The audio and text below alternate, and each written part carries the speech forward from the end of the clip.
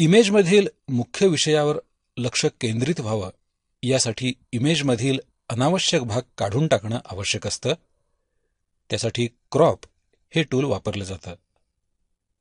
स्वयंलर्न डीव्हीडीमधील reference फोल्डरमधील crop या नावाची file open करा.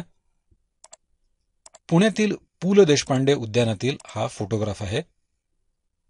फोटोच्या मध्यभागी दिसणारा जलाशय आणि त्या पलीकडील झाडं आणि त्यावरील आकाश हा या फोटोग्राफमधील मुख्य विषय आहे.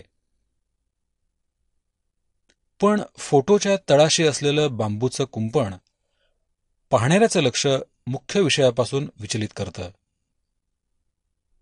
फोटो अधिक आटोपशीर व्हावा यासाठी हा खालचा भाग काढून टाकणं गरजेचं आहे.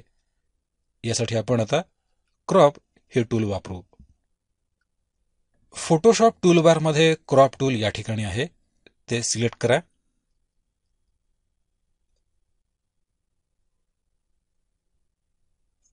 क्रॉप टूल सिलेक्ट करताच इमेजमध्ये एक चौकोनी फ्रेम आली आहे. त्याच्या चारी बाजूला मध्यभागी आणि चारी कोपऱ्यात ग्रिप्स आहेत. त्यांना ड्रॅग करून इमेजमधील क्रॉप एरिया ऍडजस्ट करता येतो.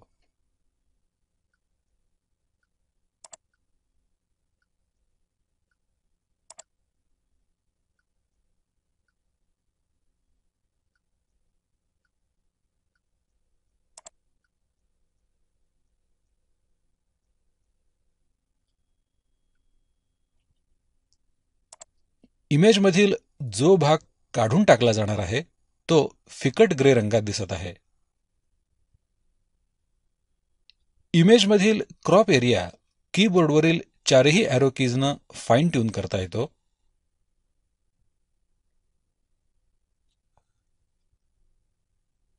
शेवटी इमेजमध्ये डबल क्लिक करा किंवा एंटर की हिट करा. इमेज क्रॉप झाली आहे. इमेज क्रॉप करण्यासाठी आणखी एक पर्याय उपलब्ध आहे. रेक्टँग्युलर मार्क्यू टूलनं इमेजमधील हवा असलेला भाग सिलेक्ट करा.